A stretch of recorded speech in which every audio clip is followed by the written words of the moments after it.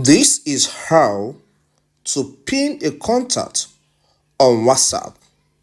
If you don't have this feature already on your iPhone, please update your iPhone or update your phone to the latest iOS. Let's go. First, open the WhatsApp application. As the application opens, get to the contact you want to pin.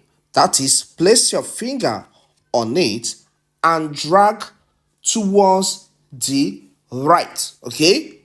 Place your finger and drag towards the right. So here, I want to pin this contact, Helen Marius. Okay? So I'll place my finger on it and drag towards the right.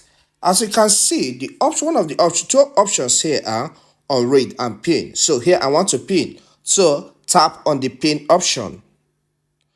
And once you tap on the pin option, the contact will be pinned on your WhatsApp chat. Okay, so here, no matter what happens, this contact remains number one on this list. Thank you. So if you find this guide helpful, consider subscribing to this channel.